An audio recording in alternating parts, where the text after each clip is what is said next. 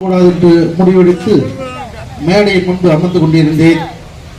ஆனாலும் இந்த திராவிட முன்னேற்ற கழகத்தை ஒட்டுமொத்தமாக தமிழ்நாட்டுக்கு எதிராக இருந்தாலும் அதில் குறிப்பாக தாழ்த்தப்பட்ட மக்கள் என்கிற பட்டியல மக்களுக்கு எவ்வளவு மோசமாக கடந்த 5 ஆண்டுகளில் இருக்கிறது என்பதை ஒரே நிமிடத்தில் என்னுடைய செய்தியை சொல்லிவிட்டு விடைபெறுகின்றேன்.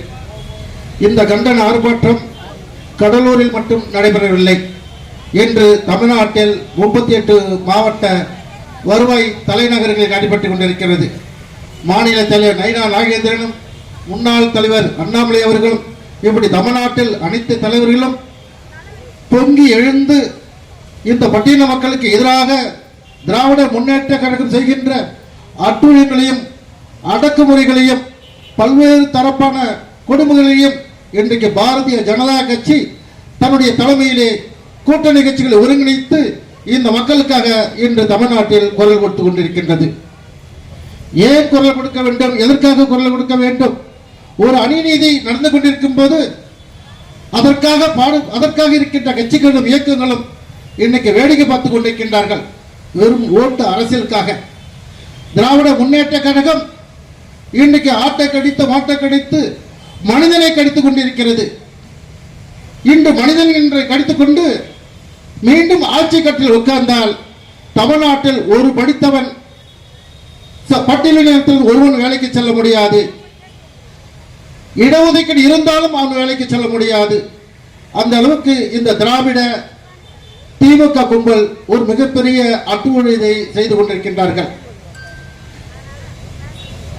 இன்னொரு பக்கம் இந்த மக்களுக்காக உண்மையாக போராடி கொண்டிருக்கின்ற போராளிகளை கொலை செய்து வருகிறார்கள்.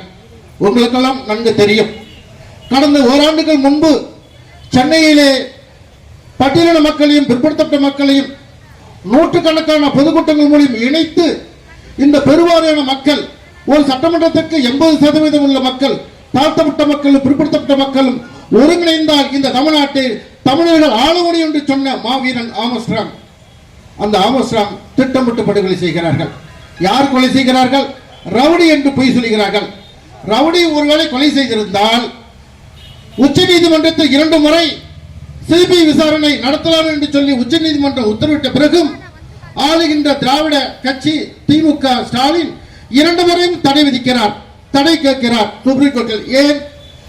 ஆம்ஸ்ட்ராங் ரவுடி தானே கொண்டார்கள், ரவுடிகள் உள்ளே போகட்டுமே, தண்டனை கிடைக்கட்டுமே, அதில் சிபிஐ விசாரணையில் உங்களுக்கு என்ன அதில் அவருக்கு நட்டம்? ஆக இதன் உள்ளேதான் சூழ்ச்சி இருக்கிறது. ஆக அவர் படுகொலையில் இவர்களுக்கு பங்கு இருக்கிறது. ஆம்ஸ்ட்ராங் படுகொலையில் இவர்களுக்கு பங்கு இருக்கிறது.